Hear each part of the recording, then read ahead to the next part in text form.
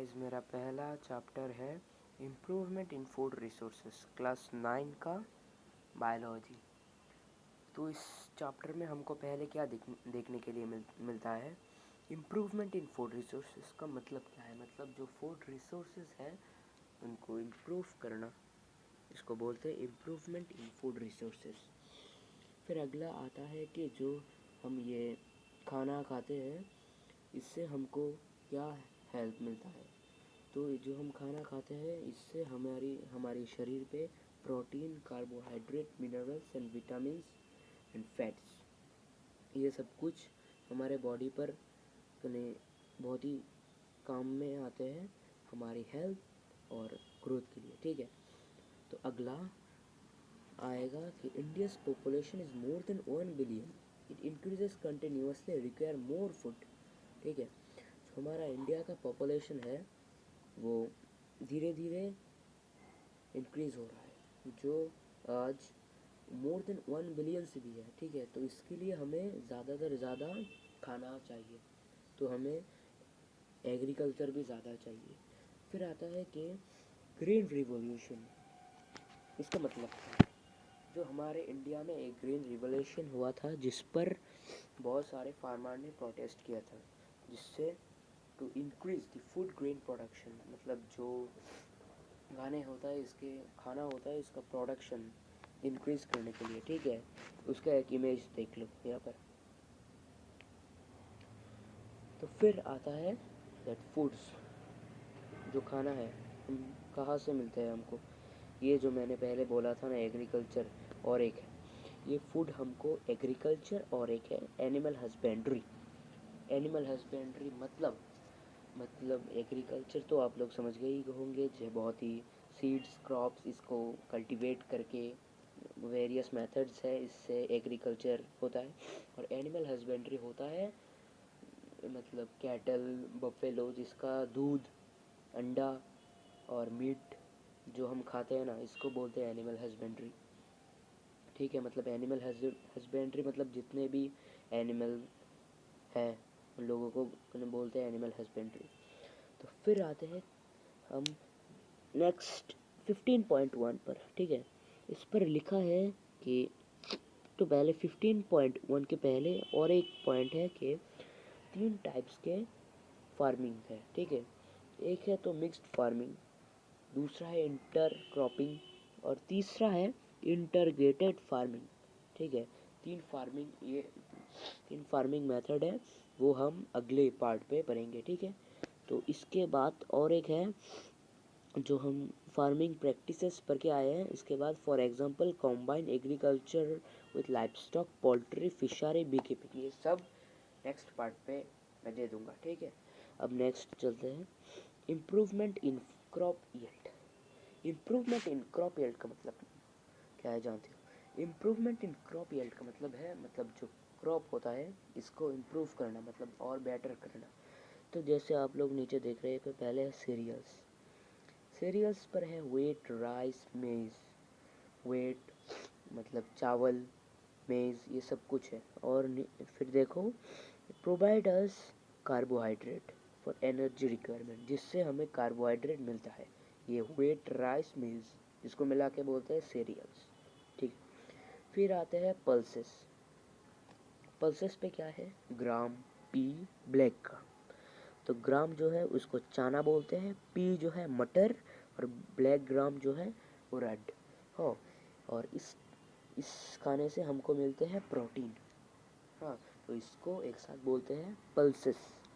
फिर आता है ऑयल सीड्स, जो हम खाने के टाइम यूज़ करते हैं ना, वो है ऑयल सीड्स। ऑयल सीड्स पर है सनफ्लावर, ग्राउंडनट, मस्टर्ड्स, जिससे हमें मिलता है फैट।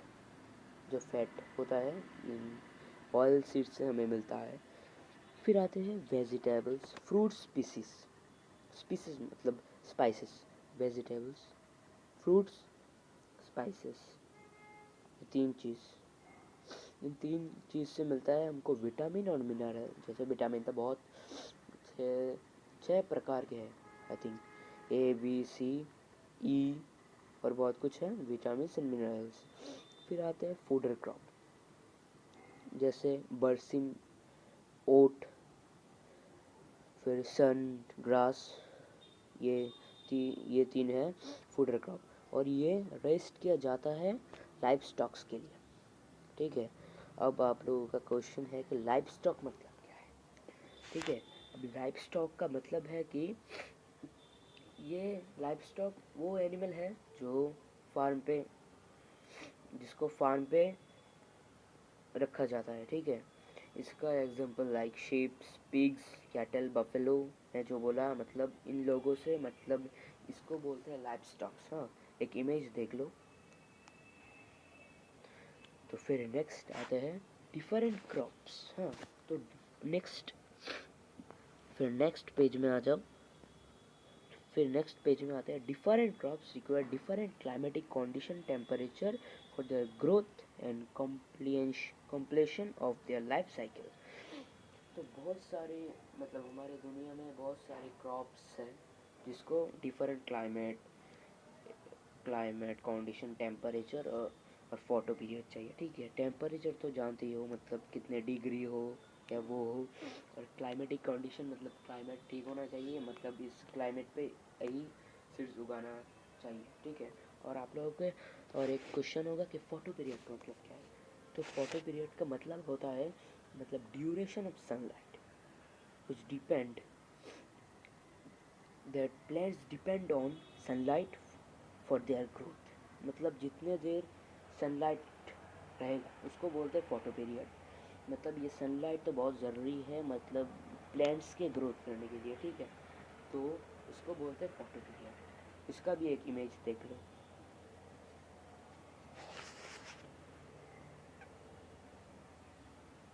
ठीक है, देख लिए। तो फिर आते हैं हमारे दो टाइप्स के क्रॉप्स, ठीक है। दो टाइप से क्रॉप्स, और इसके पहले और भी एक लाइन है कि all we all know plants manufacture their food in sunlight by process of photosynthesis. ठीक है, आप लोग तो पहले से जानते हो कि जो हमारा प्लांट है वो कैसे खाना कुकिंग करता है, फोटोसिंथेसिस प्रोसेस के निर्भर, ठीक है। तो फिर आता है कि there are some crops which grown in a particular season. दो सीज़न है, एक का नाम है खरीफ सीज़न क्रॉप और दूसरे का नाम है रबी सीज़न क्रॉप। तो खरीफ सीज़न क्रॉप क्या है जान लेते हैं पहले। Crop grown in rainy season, जो मानसून सीज़न है उस सीज़न पे जो क्रॉप्स उगाए जाते हैं उन क्रॉप्स को बोलते हैं खरीफ क्रॉप है। उन वो क्रॉप ऊपर देखो कि जून, मंथ ऑफ जून टू अक्टूबर, वो क्रॉप्स जून टू अक्टूबर में उगाया जाता है। और कुछ एग्जांपल भी नीचे दिया हुआ है कि पेडी, सोयाबीन, पिजन पी, मेज, cotton, green gram etcetera etcetera. और इसका भी एक इमेज देख लो। तो फिर आता है crops, rabi crops. Crops grown in winter season is known as rabi crops. ये क्रॉप जो विंटर सीजन मतलब अभी जो सीज़न है ठंडी का मौसम, इस मौसम में उगाया जाता है ये रबी क्रॉप्स। जैसे इसका is grown from the month November to April. अभी क्या चल रहा है, जनवरी तो अप्रैल तक ये उगाया जाएगा, ठीक है। इसका कुछ एग्जांपल है वेट, ग्रम, मस्टर्ड एक्सेट्रा, ठीक है। मस्टर्ड तो एक है हमारे ऑयल सीड्स, एक जानते हो। और इसका भी एक इमेज देख लो। तो फिर आता है कि फ्रॉम 1951 टू 2010, मतलब 1951 से लेकर 2010 तक हमारे इंडिया के कल्टीवेशन लैंड 25% इंक्रीज हो गया, ठीक है। ये एक इम्पोर्टेंट मतलब एमसीक्यू हो सकता है। 25% इंक्रीज हो गया हमारा इंडिया का कल्टीवेशन लैंड। तो गाइस फिर आता है crop, three types of crop stages, crop production stages, ठीक है। जो इसका पहले होता है crop variety improvement. Crop variety improvement का मतलब है choose of seeds for planting. मतलब जो सीड्स अच्छा होना चाहिए उन सीड्स को चूज़ करके प्लांटिंग करना चाहिए है। मतलब इसका मतलब होता है कि मतलब जैसे बाज़ार से बहुत सारे सीड्स खरीद के ले आओ, फिर इसका एक मेथड है पानी में मतलब सब सीड्स देने के बाद जो सीड्स फ्लोटिंग करेगा मुझे लगता है वो सीड्स अच्छा होता है, ठीक है। और जो सीड्स डूब जाएगा वो सीड्स एकदम ख़राब सीड्स होते हैं। इसका मतलब ये है। तो 2 नंबर पे आता है क्रॉप प्रोडक्शन इम्प्रूवमेंट। इसका मतलब है जो देखो तुम क्रॉप प्रोडक्शन इम्प्रूवमेंट जो पॉइंट है उसका ऊपर लाइन पे ही देखो, यहाँ पर है the second is the nurturing nurturing of the crop plants, ठीक है। नर्टरिंग ऑफ द क्रॉपलेंट्स मतलब ये जो क्रॉपलेंट्स है उन लोगों को ठीक से नर्टरिंग करना पड़ता है, ठीक है। इसको बोलते हैं क्रॉप प्रोडक्शन इम्प्रूवमेंट, मतलब क्रॉप प्रोडक्शन को इम्प्रूव करना को बोलते हैं नर्टरिंग। 3 नंबर पे है क्रॉप प्रोटेक्शन मैनेजमेंट। अब क्रॉप प्रोटेक्शन मैनेजमेंट मतलब क्या है, फिर देखो the third is the protection of the growing and harvested crops from loss. मतलब कि जो क्रॉप्स उग जाएगा उनका ग्रोथ भी अच्छा होगा और हार्वेस्ट भी हो जाएगा। उन क्रॉप्स को ख़राब होने से बचाने का जो मेथड है उसको बोलते हैं क्रॉप प्रोटेक्शन मैनेजमेंट, ठीक है। फिर अगला क्रॉप 15.111 क्रॉप वैरायटी इम्प्रूवमेंट। इस पर जो मेन पॉइंट है वो है cultivation practice and crop yield. हाँ, पहले ये थोड़ी मतलब बहुत कुछ दिया यहाँ पर। वेराइटीज और sustain of crops can be selected by breeding by various useful characteristic such as disease resistance response to fertiliser product quality and higher yield. मतलब बहुत सारे क्रॉप्स सिलेक्टेड कर सकते हैं हम इस जो नाम दिया है उनके ऊपर निर्भर करके, ठीक है। फिर नीचे आते हैं पेज नंबर 205 पर, ठीक है। अब यहाँ पर दिया है देखो थर्ड लाइन पे cultivation practices and crop yield are related to weather soil quality and availability of water. इसका मतलब क्या है, मतलब जो कल्टीवेशन होता है ना ये सब कुछ क्रॉप का यील्ड क्रॉप जो यील्ड होता है उसका मतलब निर्भर करता है वेदर पे, सॉइल क्वालिटी और अवेलेबिलिटी ऑफ वाटर। जो अगर सॉइल का क्वालिटी अच्छा नहीं हुआ तो ठीक से उगेंगे नहीं, और वाटर नहीं हुए तो मतलब कुछ भी नहीं उगेगा। क्योंकि आप लोग जानते हैं कि इंडिया के कुछ पार्ट्स पे, इंडिया कंट्री के कुछ पार्ट्स पे वाटर का लैक है, ठीक है। तो अगला आता है जो नीचे देखो 6 पॉइंट दिया गया है। इसका मतलब है factors for which variety improvement is done here. कुछ फैक्टर्स जो वैरायटी इम्प्रूवमेंट को चाहिए, हाँ कुछ फैक्टर्स। और इसके पहले और एक पॉइंट है वो फ्लड और ड्रट इज़ प्रॉब्लम फॉर कल्टीवेशन। अगर ज़्यादा बारिश में फ्लड हो जाए, और ड्रट मतलब बारिश नहीं हो एकदम सूखा सूखा, ये भी नहीं होगा कल्टीवेशन के लिए, ठीक है। अब चलते हैं factors for which variety improvement is done है। तो फर्स्ट है हायर यील्ड। इसका एकदम सिंपल मतलब है, जानते हो, the productivity of the crop increase. हाँ ठीक है, increase the productivity of the crop. जो हमारा क्रॉप का प्रोडक्ट होता है उनको इंक्रीज करने के लिए जो मेथड है उसको बोलते हैं हायर यील्ड। फिर सेकंड पे है इम्प्रूव क्वालिटी। जो प्रोडक्ट ग्रोन होता है क्रॉप से, ये जो प्रोडक्ट होता है ये इम्प्रूव क्वालिटी होना चाहिए, ये भी एक फैक्टर। और third factor biotic and abiotic resistance, ठीक है। Biotic and abiotic resistance like biotic like insect disease, हाँ, और abiotic like drought heat cold etcetera go down the cultivation, ठीक है। मतलब बायोटिक मतलब ये जो इंसेक्ट्स डिजीज, अगर क्रॉप्स को कोई इंसेक्ट्स डिजीज ने आक्रमण किया तो ये क्रॉप्स मर जाएंगे, ठीक है। तो एबायोटिक मतलब ड्रॉट हीट कोल्ड, ड्रॉट मतलब एकदम पानी नहीं, सूखा सूखा सब, हीट ज़्यादा धूप, और कोल्ड ज़्यादा ठंड में भी ये क्रॉप्स ग्रो नहीं हो सकते, ठीक है। गो डाउन द कल्टीवेशन मतलब कल्टीवेशन को डाउन कर देते हैं। जब फोर है change in maturity duration, it means to change the growing time of crop so that farmers can grow more crops. एकदम सिंपल सा डेफिनेशन।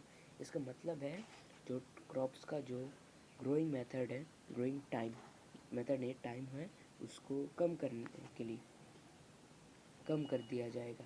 मतलब हमारे साइंटिस्ट ऐसे ही कुछ क्रॉप्स बनाएंगे, सीड्स बनाएंगे, जिस सीड्स को मतलब थोड़ी टाइम पे बड़ा हो जाएगा, ठीक है, ताकि मतलब हमारे देश का फार्मर्स नया सीड्स उगा सकते हैं, ठीक है। तो 5 नंबर है वाइडर एडेप्टेबिलिटी।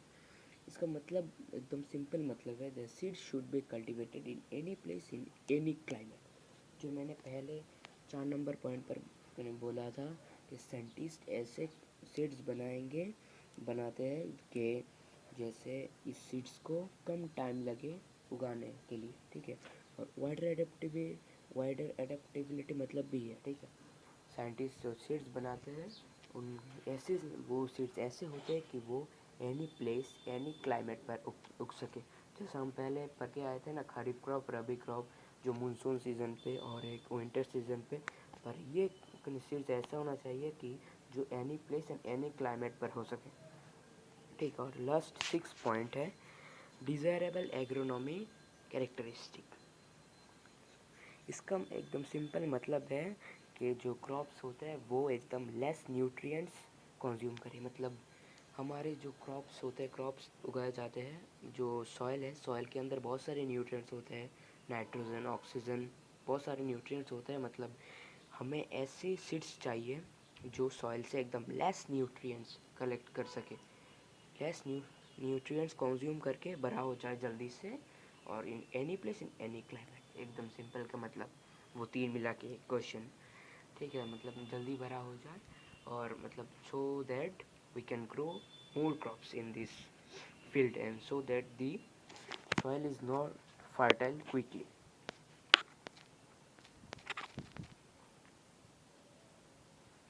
ठीक है, तो आज के लिए इतना ही। चलो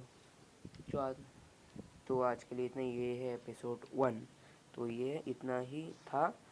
फिर मैं क्रॉप प्रोडक्शन मैनेजमेंट अगले एपिसोड में समझाऊंगा। तो बाय सबको, और like, comment, share and subscribe my channel. Bye. Nå helgen nærmer seg, spør alle hva jeg gjør da. Jeg hitter kløben som om hverdag var en lø